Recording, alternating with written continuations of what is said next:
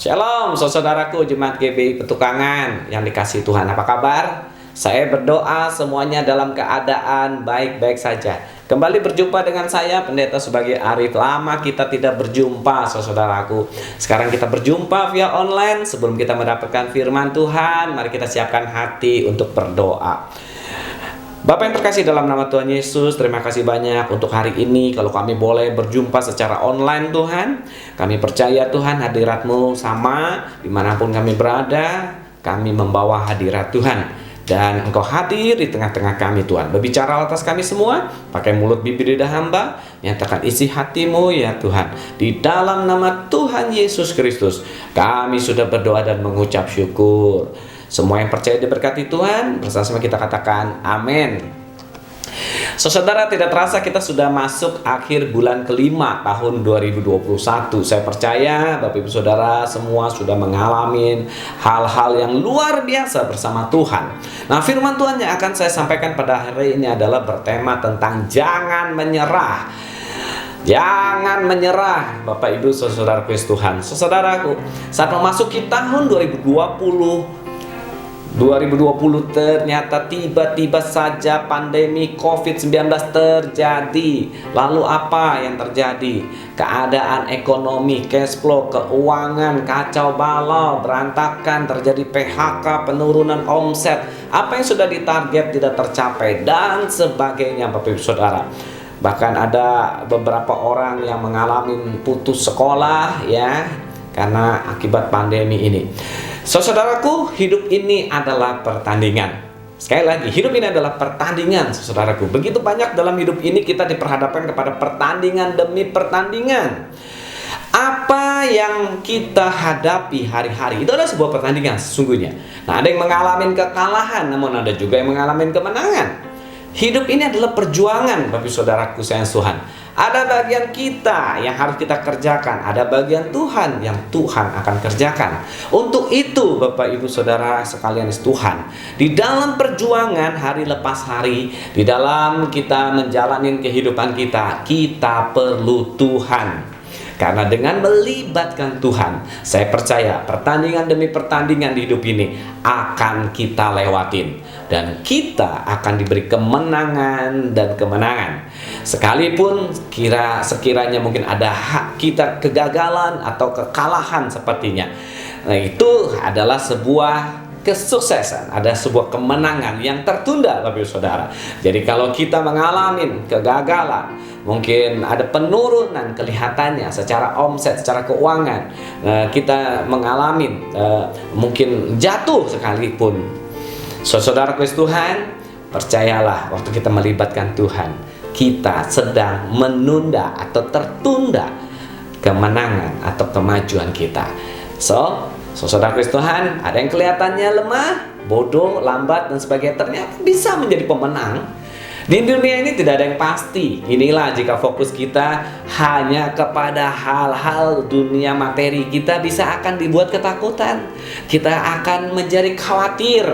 Namun kalau kita melibatkan Tuhan, maka segala yang tidak pasti ini akan menjadi sebuah kepastian. Sebuah kepastian, Bapak Saudara. Kepastian apa? Kepastian kita beroleh janji-janji Tuhan. Bukankah demikian? Firman Tuhan senantiasa menjanjikan hal-hal yang baik di hidup kita.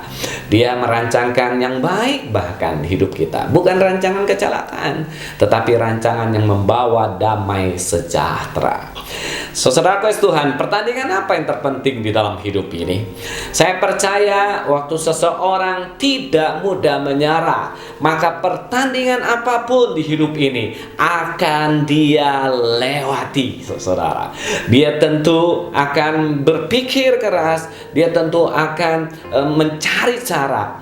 Namun sekali lagi saya ingatkan, mari berpikir, mencari cara. Mintalah selalu cara dan pikiran Tuhan, saudara, supaya kita tidak jatuh di dalam dosa. Nah, bagaimana di dalam sebuah pertandingan untuk memperoleh kemenangan atau keberhasilan? Nah, kemenangan yang harus diraih, kemenangan yang akan dicapai, tentunya adalah kemenangan untuk hidup dalam kebenaran terlebih dulu. Jadi Bapak Ibu saudara-saudaraku sekalian Tuhan, mari kita bertanding di hidup ini, yaitu untuk menang di dalam kebenaran. Apapun yang kita dapat di dunia ini, kalau kita tidak dalam kebenaran, sia-sia semuanya. Saudaraku, waktu kita ada di dalam kebenaran, apapun yang kita raih, walaupun sekecil apapun, waktu kita ada dalam kebenaran, kita meraih dengan benar, saudaraku, itu luar biasa. Itu adalah sebuah pencapaian dahsyat, saudaraku. Nah, kemenangan yang utama adalah, berikutnya adalah secara rohani. Jadi kalau kebenaran itu, kita pasti tahu kebenaran itu adalah sesuatu yang rohani, saudaraku. Tentu kita harus mengalahkan kedagingan kita. Kalau kita mengingat kitab Galatia menyatakan, saudaraku, kita akan mengikuti yang mana? Keinginan daging atau keinginan roh? Nah, saya percaya waktu kita berjuang, bertanding di kehidupan ini, maka kita akan memilih keinginan roh terlebih dahulu. Kita tidak buru-buru untuk mencari keinginan daging, untuk mencapai hal yang daging, yang materi. No, kita mau cari yang rohani, saudaraku. Ya, saya percaya kita semua mengerti apa itu, yaitu kebenaran secara rohani adalah kasih, sukacita, damai sejahtera, kebaikan, kemurahan, kesetiaan, kesabaran, penguasaan diri, kelemah lembutan. Saudara-saudara, itu yang kita harus capai lebih dulu. Kita harus cari, buat apa kita meraih sesuatu tapi ternyata kita tidak damai sejahtera, tidak ada sukacita. Waktu kita meraih sesuatu tidak mempermuliakan Tuhan. Dan kita waktu meraih sesuatu ada pertengkaran, mungkin persaingan dagang, ada persaingan di dalam dunia kerja yang kita sikut sana sikut sini. Akhirnya walaupun kita dapat sesuatu itu, kita raih sesuatu itu, kita mengorbankan begitu banyak orang. Kita mengorbankan diri kita sendiri, akhirnya kita berkonflik dengan orang lain. Saudara Tuhan, dalam 2 Timotius pasal 4 ayat 7 dikatakan, aku telah mengakhiri pertandingan yang baik, aku telah mencapai garis akhir, dan aku telah memelihara iman. Wow, luar biasa. Rasul Paulus, dia punya fokus di dalam hidupnya. Dia tidak bertanding untuk materi jasmani. Ada kebutuhan enggak? Ada. Dia memiliki kebutuhan, saudaraku. Tetapi di ayat ini, mari kita merenungkan. Dia mengakhiri pertandingan, dia mengakhiri hidupnya. Saudaraku, setiap orang yang sudah berakhir hidupnya, maka dia sudah finish, sudah berakhir. Dia tidak ada lagi di dalam sebuah pertandingan. Setiap kita kalau ada teman, saudara, kolega, keluarga yang berduka, maka seringkali kita mendengar kata-kata, dia sudah mengakhiri pertandingan, dia sudah mengakhiri hidup ini. Saudara, finish is the end, saudara. Nah, demikian juga Rasul Paulus katakan, dia sudah mengakhiri pertandingan yang baik, artinya akhir hidupnya. Dia sudah mencapai garis akhir hidupnya. Apa, saudaraku? Dia kedapatan memelihara iman, saudara.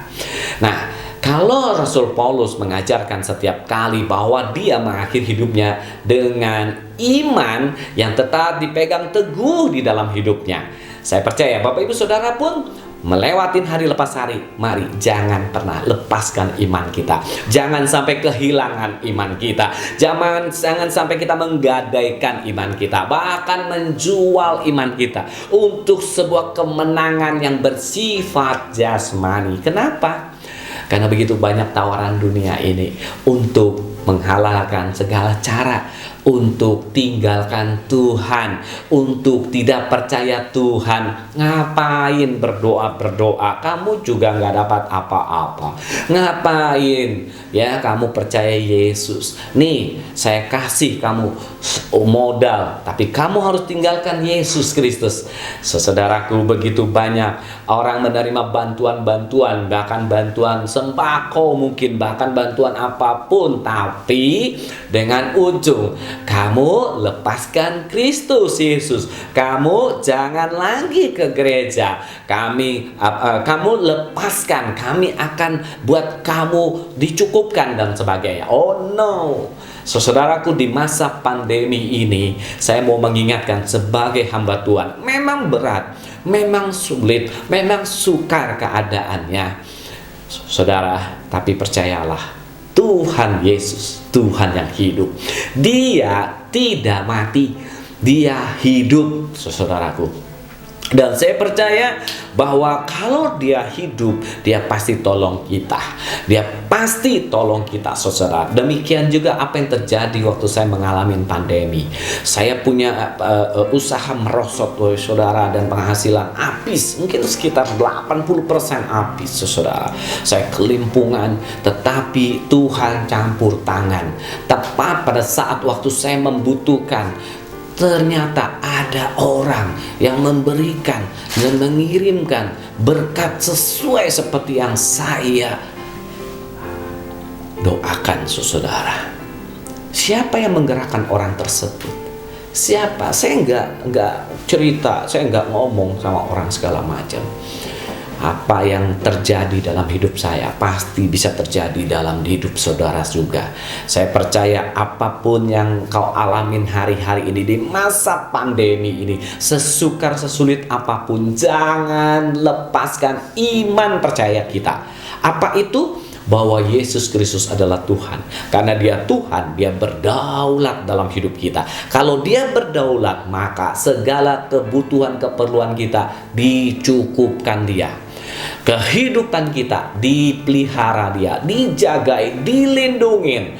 Nah, Bapak Ibu Saudaraku sayang Tuhan, kita harus sungguh-sungguh mengerti ini. Di masa yang sukar dimasuki, kita belum masuk ke masa kesukaran, dan kita tetap memiliki iman untuk kita menjaga iman kita agar satu saat nanti Tuhan Yesus datang yang kedua kalinya menjemput kita, supaya kita tidak masuk ke masa kesukaran besar, Bapak Saudara, masa antikris. Saya berharap demikian. Ya, saya juga percaya Bapak Saudara juga demikian berharap untuk kita sama-sama menyongsong Tuhan di awan-awan. Mari Bapak Ibu Saudara kues Tuhan, kita buka di Pengkhotbah pasal 9 ayat 11. Lagi aku melihat di bawah matahari bahwa kemenangan perlombaan bukan untuk yang cepat, dan keunggulan perjuangan bukan untuk yang kuat, juga roti bukan untuk yang berhikmat, kekayaan bukan untuk yang cerdas, dan karunia bukan untuk yang cerdik cendekia, karena waktu dan nasib dialamin mereka semua. Saudara kuis Tuhan, ayat tersebut menyatakan bahwa perlombaan hidup ini tidak berbicara tentang siapa yang sampai lebih dulu, tetapi siapa yang tetap bertahan sampai akhir.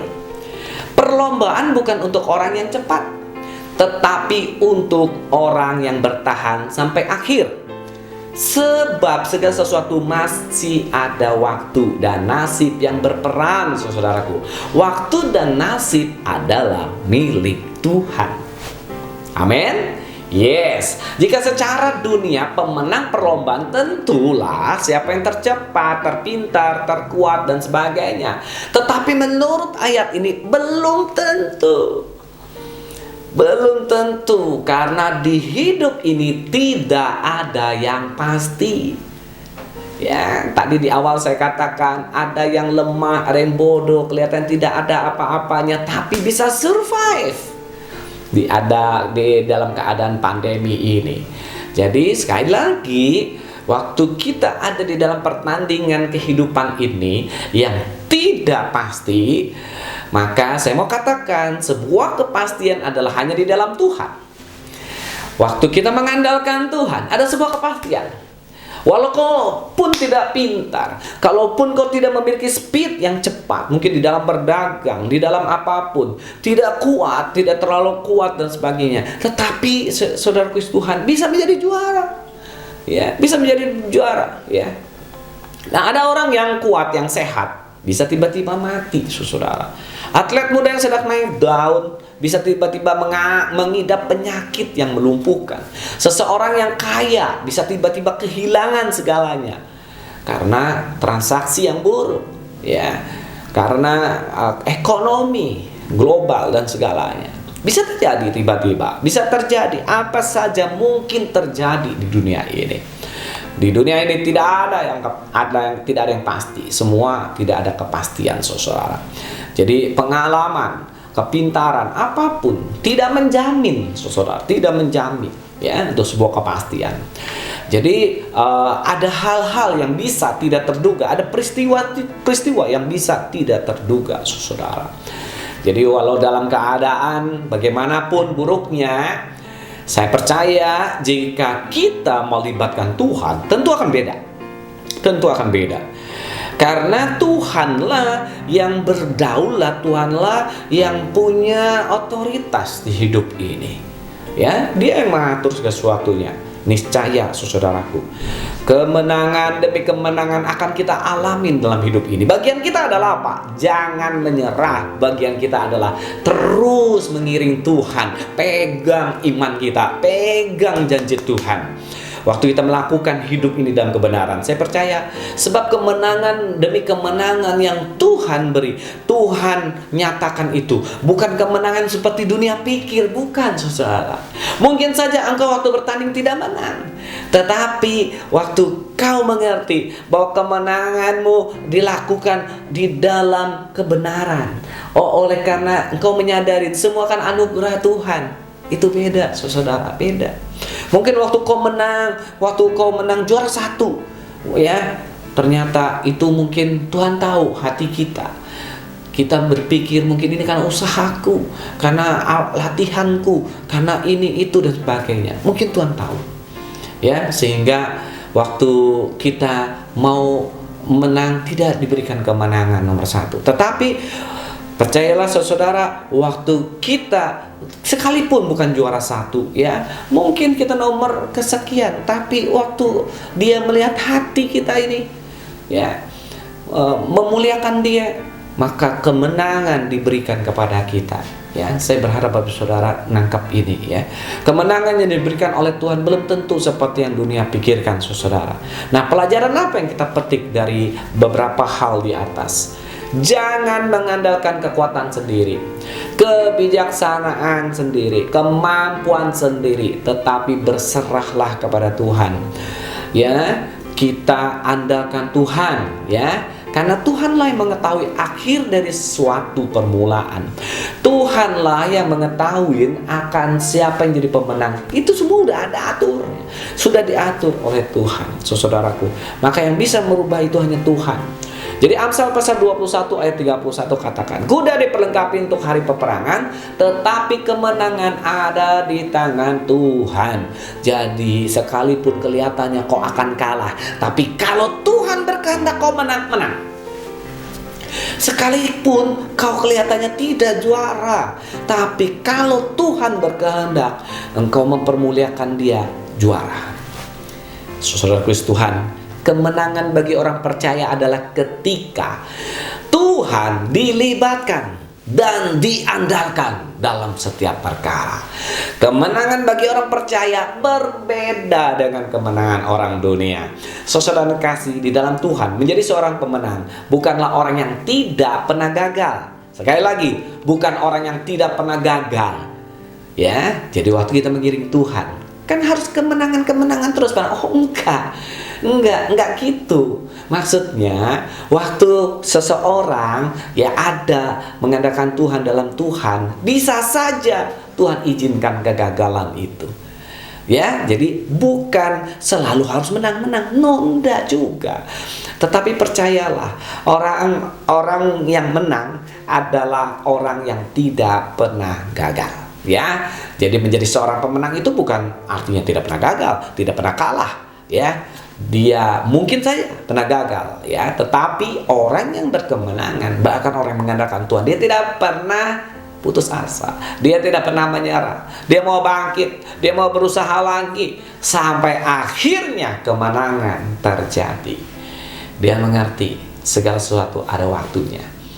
Demikian pula halnya dengan kita, sekalipun diperhadapkan dengan situasi yang berat dan penuh tantangan, asalkan kita tetap bertekun dalam Tuhan dan belajar sabar dalam menghadapi segala sesuatu, belajar tidak berkeluh kesah, kita pasti melewati, kita pasti mampu melewati dan memperoleh apa yang Tuhan janjikan. Oleh karenanya, saudara Kristus Tuhan, ingatlah selalu bahwa sebagai orang-orang yang percaya kepada Tuhan, kita ini sudah dirancang Tuhan bukan untuk menjadi pecundang, tetapi kita diciptakan dan dirancang Tuhan menjadi orang-orang yang menang, bahkan lebih daripada pemenang. Roma pasal 8 ayat 37 katakan, tetapi dalam semuanya itu kita lebih daripada orang-orang yang menang oleh Dia yang telah mengasihi kita. Kemenangan tidak dapat diperoleh dengan mudah, benar. Semua tidak dapat dipisahkan dari sebuah kata, yaitu proses di dalam hidup ini. Proses berbicara tentang ada harga yang harus dibayar. Untuk dapat memperoleh kemenangan ada kerja keras, gak enak-enak aja. Ada latihan, ada perjuangan, ada kesabaran, ketekunan, ada peperangan, penyalipan diri, segala kedagingan, salibkan dan sebagainya. Saudaraku sekalian Tuhan, tanpa melewati semua itu tidak akan pernah ada kemenangan dalam hidup kita. Yang terpenting adalah memiliki respon hati yang benar dalam menghadapi setiap tantangan dan pergumulan serta segala sesuatu yang kita alamin. Jadi waktu seseorang di dalam Tuhan, waktu dia mengalami sesuatu yang tidak baik, maka dia tidak pernah gentar, dia tidak pernah takut, dia tidak pernah bingung, dia tidak pernah khawatir. Kenapa? Karena dia tahu ada Tuhan di hidupnya. Jangan sekali-kali menyalahkan orang, jangan menyalahkan keadaan, bahkan jangan menyalahkan Tuhan, saudaraku. Belajarlah untuk selalu introspeksi, belajar, karena proses itu kita harus lewatin, dan proses demi proses adalah sebuah pembelajaran demi pembelajaran. Ujilah diri kita sendiri, uji diri kita sendiri ya, uji pekerjaan kita sendiri. Galatia 6 ayat 4 katakan gini, baiklah tiap-tiap orang menguji pekerjaannya sendiri, maka ia boleh bermegah melihat keadaannya sendiri dan bukan melihat keadaan orang lain. Dia boleh megahkan dirinya dia. Thank you Tuhan, terima kasih. Emang aku sekarang sedang tidak baik keadaannya, tapi aku tahu Tuhan, aku ada di dalam Engkau dan Engkau ada di dalam aku. Jika Kau izinkan ini terjadi, semua pasti membawa kebaikan. Hiduplah senantiasa dengan melibatkan Tuhan dan andalkan Dia dalam segala perkara, saudara. Sekali lagi, hidup andalkan Tuhan tidak pernah mengecewakan. Ulangan pasal 20 ayat 4 katakan, sebab Tuhan Allahmu dialah yang berjalan menyertai kamu untuk berperang bagimu, melawan musuhmu dengan maksud memberikan kemenangan kepadamu. 1 Yohanes 5 ayat 4 katakan, sebab semua yang lahir dari Allah mengalahkan dunia, dan inilah kemenangan yang mengalahkan dunia, iman kita. Iman kita yang mengalahkan dunia. Jadi Bapak Ibu Saudaraku sekalian Tuhan, mari mulai hari ini kita sama-sama mau belajar untuk lebih memahami bahwa rancangan Tuhan atas orang-orang percaya itu untuk memperoleh kemenangan atas dunia ini. Dunia boleh tawarkan apapun, tapi kita harus mengerti kita akan beroleh janji yang Tuhan janjikan. Karena itu libatkan, andalkan Tuhan dalam setiap perkara kita. Percayalah Tuhan akan jadikan kita sebagai pemenang, bahkan lebih dari pemenang. Karena Dia begitu mengasihi. Bapak Ibu Saudara, raihlah janji-janji yang telah Tuhan sediakan. Nah, saudaraku, jadilah orang-orang yang berkemenangan. Jangan mudah menyerah, sebab seorang pemenang tidak mudah menyerah. Anak-anak Tuhan tidak boleh menyerah. Untuk itulah jangan menyerah. Tuhan Yesus memberkati. Bapak Ibu Saudara semua, bersama Tuhan kita sanggup menanggung segala perkara dan melewati semua bersama Bapa. Tuhan Yesus memberkati berlimpah-limpah. Amin. Mari kita tundukkan kepala. Bapak yang terkasih dalam nama Tuhan Yesus, terima kasih banyak kalau kami boleh mendengar kebenaran firman-Mu bahwa iman di dalam Yesus Kristus telah mengalahkan dunia. Keadaan sukar, keadaan apapun saat ini yang kami hadapin tidak menjadikan kami gentar, tidak menjadikan kami khawatir, tidak menjadikan kami putus asa, tapi kami tetap optimis, kami tetap semangat di dalam Tuhan, kami tetap on fire oleh karena kami mengimani janji-janji Tuhan, dan setiap kami mengandalkan Tuhan, maka kami akan melewatin semua. Dan oleh karena kami sudah diberikan kemenangan oleh Tuhan, Kemenangan demi kemenangan adalah bagian kami, menjadi bagian kami. Sehingga kami menjadi saksi Kristus di Yerusalem, seluruh Yudea, Samaria, sampai ke ujung bumi. Dan setiap orang akan menyaksikan Kristus hidup di dalam kami dan menerima Engkau sebagai Tuhan dan Juru Selamat, oleh karena hidup kami yang menjadi saksi akan Engkau Tuhan. Dalam nama Tuhan Yesus Kristus kami sudah berdoa dan mengucap syukur. Semua yang percaya berkati Tuhan bersama katakan amin. Haleluya. Mari Bapak Ibu Saudaraku sayang Tuhan, berakhirlah sudah ibadah kita. Angkat tanganmu untuk menerima berkat Tuhan. Terimalah berkat, damai sejahtera dan sukacita yang berlimpah-limpah dari Allah Bapa di surga, di dalam kasih karunia Anak yang tunggal Tuhan kita Yesus Kristus. Persekutuan penghiburan yang manis bersama Roh Kudus biarlah menyertai kita semua saat ini dan sampai Tuhan Yesus menjemput kita di awan-awan dan sampai kekal selama-lamanya. Di dalam nama Tuhan Yesus Kristus yang percaya diberkati Tuhan bersama kita katakan amin, amin, amin, amin, amin.